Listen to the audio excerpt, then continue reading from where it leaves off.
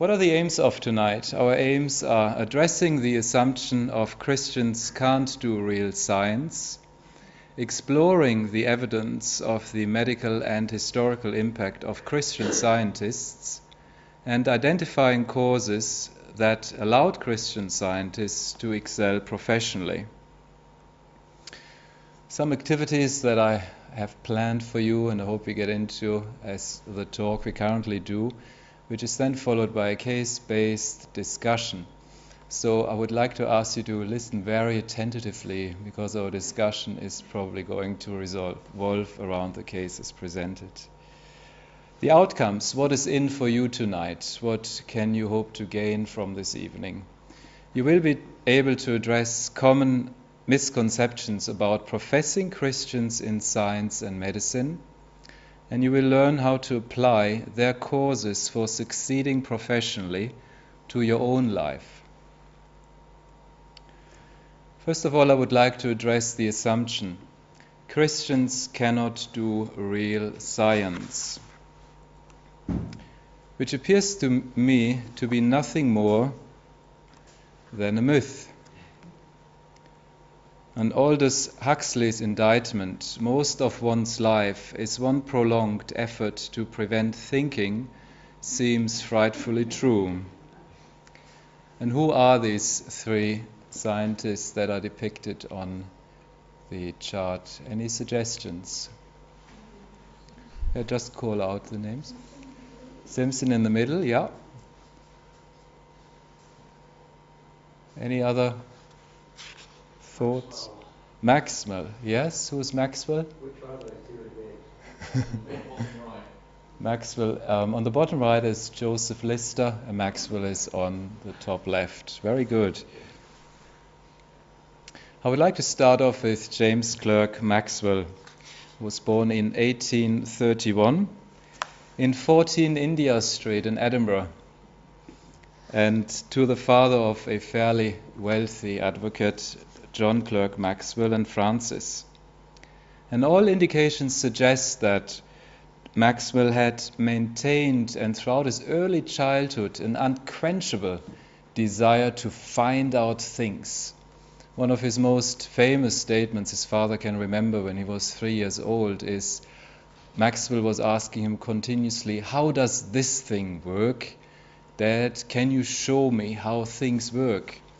And at this early age of Maxwell's life, his father wrote a letter to his sister-in-law and described the sense of inquisitiveness.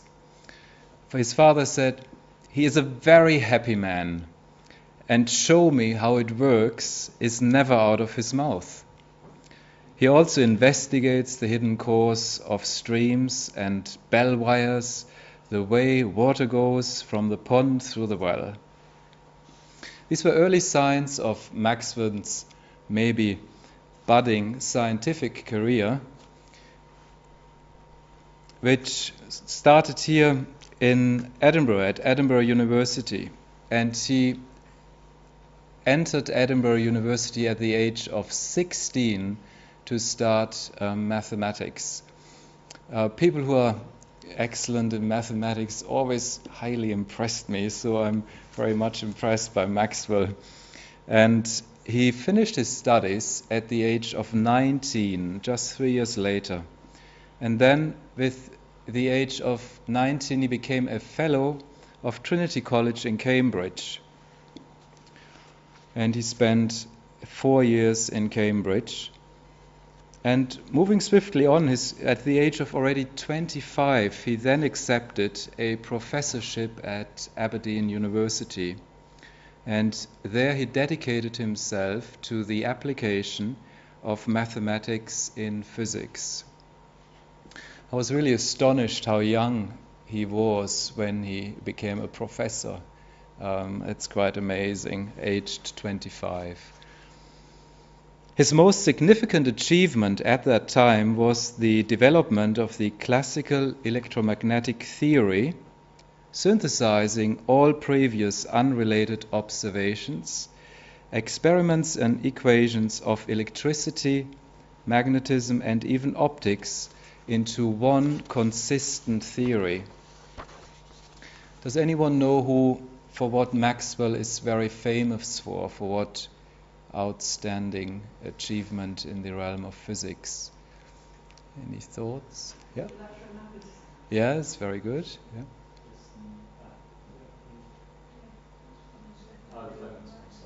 Yeah. Yeah. Came very close. Yeah. This all sort of is summarized in Maxwell's equations, which demonstrated that electricity, magnetism, and even light are all manifestations of the same phenomenon, the electromagnetic field. And Maxwell's work in electromagnetism has been called the second greatest unification in physics after the first one carried out by Isaac Newton. And Maxwell's research significantly influenced today's X-ray, CT, and MRI technology, which then had its effect in medicine. Einstein's opinion of Maxwell's scientific significance is rather interesting. He himself described Maxwell's work as the most profound and most fruitful that physics has experienced since the time of Newton. Einstein kept a photograph of Maxwell on his study wall alongside with a photograph of Faraday, Michael Faraday, and Isaac Newton. What do we know about Maxwell's faith? Ivan Tolstoy, author of one of Maxwell's biography, remarked, "At the frequency of which contemporary authors omitted the subject of Maxwell's Christian faith while writing short biographies about Maxwell." Maxwell was attending both Presbyterian and Episcopalian services as a child, and at the age of 22 he underwent an evangelical conversion. In a letter to Reverend Taylor, he wrote of his personal spiritual situation as follows: "I have the capacity of being more wicked than any example that man could set before me, and that if I escape, it is only by God's grace."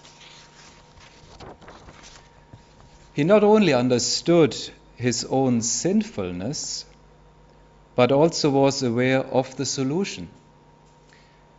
In another letter he wrote to one of his relatives, he observed the preaching of a Reverend Lewis and commented in the following: "Lewis preached on 'You must be born again,' showing how much he and all the world and ourselves needed to be born from above. Then he described the changes on a man newborn and his state and privileges. I think he has got a good hold of the people and will do them good and great good." To summarize Maxwell, his life, his personality, I sort of would describe him, and these are some personal observations I picked out, but he seemed to be relentless inquisitive. There was no stopping for him to explore and to find out. He never stopped learning, and he kept on discovering and exploring. The next person I would like to talk about is Joseph Lister. He came from a very prosperous Quaker home in Upton, Essex. And why do I link the medal of the Nobel Peace Prize with Joseph Lister's background as a Quaker? Are there any ideas what the connection may be? I found this quite another interesting fact of history, that the Quakers were awarded the Nobel Peace Prize in 1947 for their efforts in promoting peace. The Quakers, as they are commonly known, are also known as the Religious Society of Friends. Lister's scientific career: he initially started to study arts at the age of until the age of 25, but then he felt that he made a wrong decision and embarked on studying medicine, and finished with a bachelor's of medicine and entered the Royal College of Surgeons. In 1854, Lister became first assistant to and friend of surgeon James Syme at the University of Edinburgh. In Scotland and in Edinburgh Hospital, where Lister worked, at that time almost half of the patients who underwent surgery died. So 50% of patients died, and this seems obviously quite high to us, but various mortality rates in hospitals at that time in Europe after surgery went up to 80%. So people were really not looking forward to get into hospital or go into hospital for operations at that time. Neither do they today, but I think the conditions were quite grim. What did Lister do to change that? He simply made surgeons wear clean gloves and wash their hands before and after operations with 5% carbolic acid solution, which is also called phenol. And phenol is the structure there on the right-hand side. After 6 years, he earned a professorship of surgery at the University of Glasgow. Now, at that age, Lister was 31 and became a professor at the University of Glasgow. And he again started to promote the idea of sterile surgery. And phenol had been in use as a means of deodorizing sewage, so Lister tested the results of spraying instruments, the surgical incisions, and dressings with a solution of phenol. And Lister found that swabbed on wounds, phenol markedly reduced incidences of gangrene, and subsequently published a series of articles in the Lancet in 1861. Lister then moved from Scotland to King's College Hospital in London and became the second man in England to operate on a brain tumor. He also invented wiry operations in order to repair kneecaps with metal wire and improved the technique of breast operations. So he was very, very innovative. Lister was president of the Royal Society between 1895 and 1900. And eventually in 1924, the Lister Memorial Fund was used to establish the Lister Medal, which became the most and is still the most prestigious prize that can be awarded to a surgeon. What about Lister's faith? Still keeping in mind that we are addressing the assumption that Christians cannot do real science. Lister said to himself that I am a believer in the fundamental doctrines of Christianity. In summary, regarding Lister, he came across to me as a man who had a great quiet consistency in the pursuit of his passion. He was not deterred. He was going to find out and he was going to succeed. And he did this with a solidness, a determination that I find very remarkable. Last but not least, James Young Simson was born in 1811, and he was born in Bathgate in West Lothian as the youngest of 8 children. He entered Edinburgh University when he was first 14 years old, and Simpson completed his medical examination at the age of 18. But he was so young that he had to wait 2 years before he got his license to practice medicine. Isn't it great what potential these 3 guys had so far? Simpson's scientific career is represented in part by these 2 figures. Obviously towards the left we have Queen Victoria. Can anyone imagine what this structure may be there towards the right? Any suggestions? Well done. Well educated. And how did this relate to Queen Victoria? She used it. Uh-huh. Yes, he was the first one who initially used chloroform on himself. He experimented with a dosage of chloroform that put him to sleep but didn't kill him. Now this potentially could have happened because they weren't familiar with, the dosage at that time. And if the experiment would have turned out fatal, chloroform probably would have been considered as something dangerous, of a dangerous substance. He also, at that time, while chloroform became more acceptable as an anesthetic for childbirth, when Queen Victoria used this during the birth of Prince Leopold, he experienced a lot of resistance, particularly from traditional, also religious folks who was arguing for the point that childbirth had to be painful. And Simpson, some would disagree. And Simpson was a free thinker, so he was very hospitable. He had lots of people in his home in Edinburgh. He liked to discuss and debate things, and he took an example out of the Bible in order to contradict this argument that childbirth, labor had to be painful, and went back to the story when Eve was taken out of Adam's side and God put Adam to sleep, and so caused a rather painless operation in this way. And I thought about this probably was the first general anesthesia ever recorded. So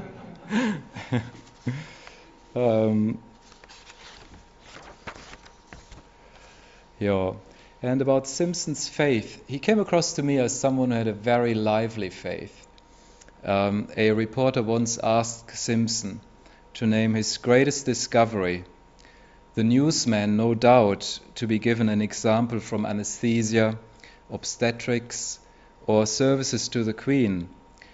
Simpson's unexpected reply was, "When I found I was a sinner and that Jesus Christ was my Savior."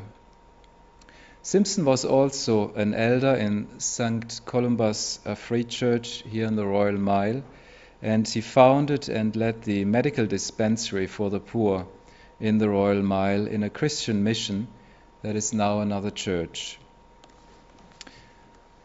When I was thinking about Simpson's summary, he came across to me as a courageous, free-thinking doctor who didn't mind the opposition of men. He took it as something that just came with the territory. But he was so passionate and somehow so lively about his profession that this faded more and more in his background. In conclusion, my first conclusion is that professing Christians were and are some of the finest medical professionals and scientists. I think that is quite evident just going through the life histories, biographies, and scientific achievements of Maxwell, Simpson, and Lister. The second conclusion I got out of studying their cases, their history, was that a relentless inquisitiveness, a passionate consistency, and courageous exploration will influence society. And the third one is that James Clerk Maxwell, Joseph Lister, and James Young Simson seem to have had a central life focus, their faith in Jesus Christ. And with that, I thank you very much, and we may have some questions. Yeah, I think with all three of them, they had periods where they were quite discouraged. And their faith seemed to me, it was not only an anchor or a reference point, a framework that guided their life, but actually a very strong source of encouragement just to continue. Simpson and Lister had actually some conflicts here while Lister was in Glasgow, Simpson was in Edinburgh. And there were some conflicts going on about the validity of aseptic surgery. And as we probably all familiar today, we are in various scenarios of conflicts. This may be personal ones, this may be professional ones, this may be spiritual ones. And it seemed to me that their faith in Jesus Christ, not just in a theoretical way, but also in a personal relationship, gave them the continuous impetus and the drive to move forward despite of what was going on around them. Yeah, I would then define the term Christian. What does it mean to be a Christian? And so I probably would ask the person who said, "Oh, everyone was a Christian," would ask them, what do you understand being a Christian is? And they may come up with, a religious definition, Christian beliefs in the Bible or what have you not. But I think the outstanding criteria of Simpson's, Lister's, and Maxwell's life was that they not only had a mental knowledge about what Christianity meant to them, but they also had a heart relationship with a person they described, as Jesus, and they believed in him as the Son of God with all the ramifications. And I would focus on that relationship and how that relationship then would work out in my life. What are the effects of that relationship? Sometimes we can get quite in theoretical arguments with people, but and I bring a quote actually right now from Ravi Zacharias that relates to that. The single greatest obstacle to the impact of the gospel has not been its inability to provide answers, but the failure on our part to live it out. And I think that is really true, because people get so much information and we can deliver information to them, but actually they want to see evidence. How does this work out in my life? How does God help me in my life practically? And if I can show them, explain to them, tell them a story, witness to them what were defining moments in my life when I experienced God. When I was sick, he healed me. When I needed help, some circumstances changed that are hard to explain just naturally, and a situation resolved. So I think out of my experience that people then are quite open, because it removes all that theorizing and all that mental framework, and they have something concrete to look at. No, I think it already happened, particularly with Maxwell.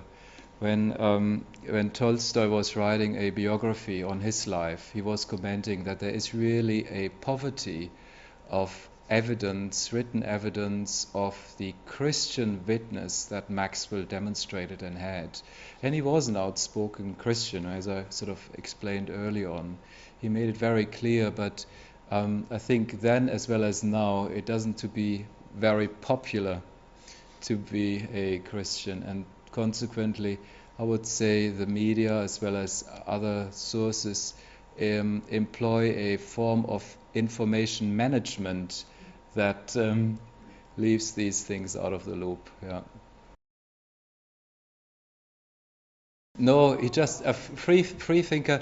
What I mean with that is that he did not carry a cognitive bias towards initially any new thought or new approach to things.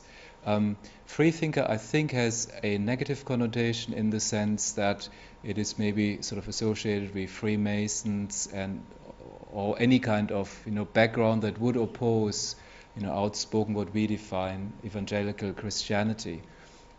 When I use the term free thinker, I mean a person who is really open to explore new things, to think about new approaches, like the example I mentioned of when he was using the Genesis scripture in order to justify biblically why it would be okay to use chloroform for childbirth.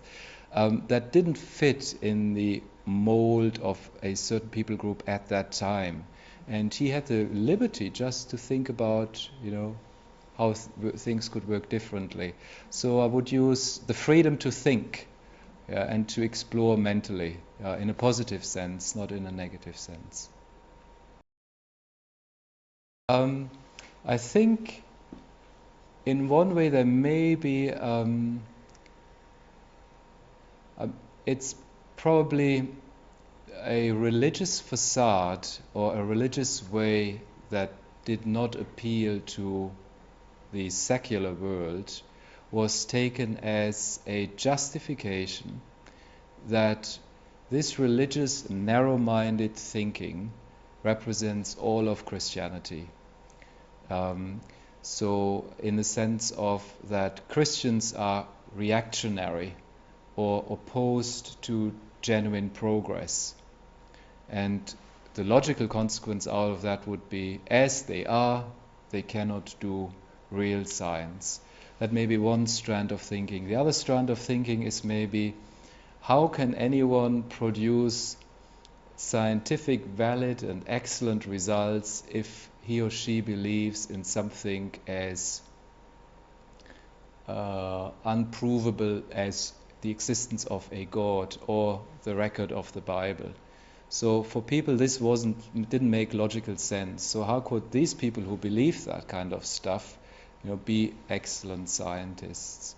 And for me, being a medical doctor, being a scientist and being a Christian isn't a contradiction. I think they go very well together. In actual fact, for me it is a huge encouragement to excel, to be excellent, to have values of integrity, to treat patients honorably, respectfully.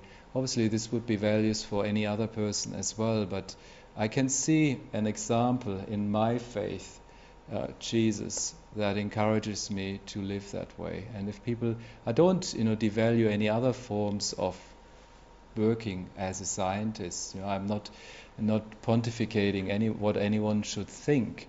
But what I explained tonight is my own personal opinions as a doctor, as well as the evidence I can see from the scriptures. And maybe because people had negative experiences in the past with religious groups, they were just short-circuiting their thinking and saying Christians can't do real science. And thus the initial quote of Aldous Huxley, it is really an indictment that we have lost maybe our ability to think through today.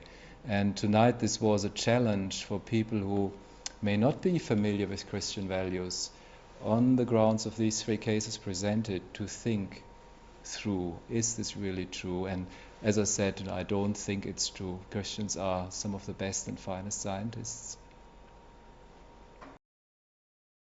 I could, yes. The reason why I picked these three examples is because they all were related to Edinburgh.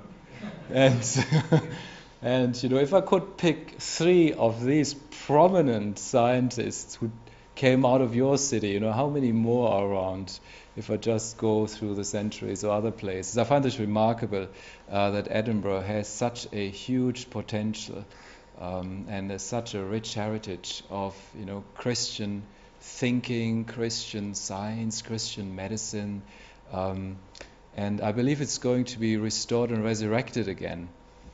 Because what has been sown here won't fall flat. It's going to bear fruit, and there are people dedicated to excellence in science, excellence in God's kingdom, in His work, and I'm confident that Edinburgh hasn't seen her best day yet. Her best days are to come.